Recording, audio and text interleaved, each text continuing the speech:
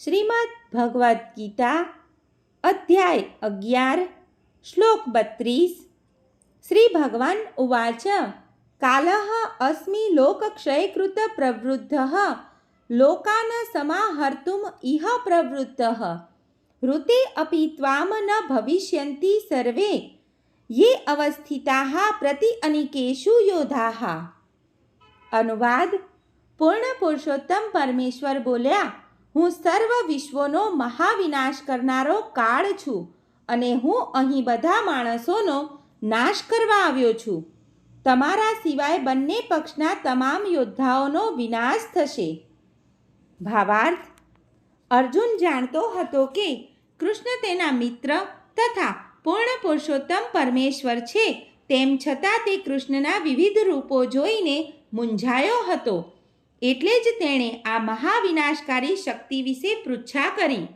વેદોમાં લખ્યું છે કે પરમ સત્ય સર્વ વસ્તુઓનો બ્રાહ્મણોનો પણ નાશ કરે છે.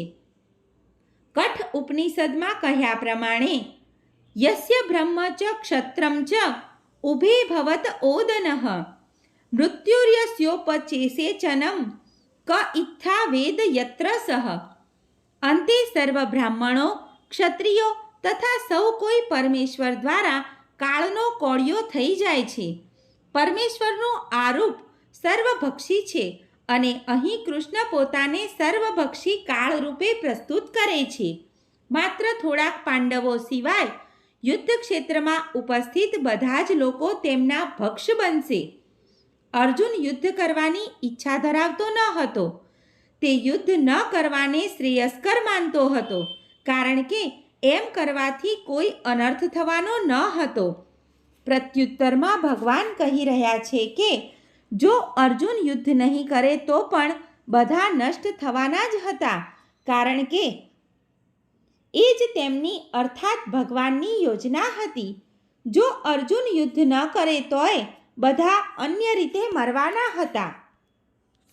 મૃત્યુને નિવારી શકાય નહીં, પછી ભલે અર્જુન યુદ્ધ ન કરે. વસ્તુતઃ તેઓ તે મરેલા જ હતા. કાળ વિનાશ છે અને પરમેશ્વરની ઈચ્છા અનુસાર સર્વ પ્રાગટ્યો નષ્ટ થવાના છે. આ તો પ્રકૃતિનો નિયમ છે. સર્વે મિત્રોને દીપ્તિ જોશીના જય શ્રી કૃષ્ણ.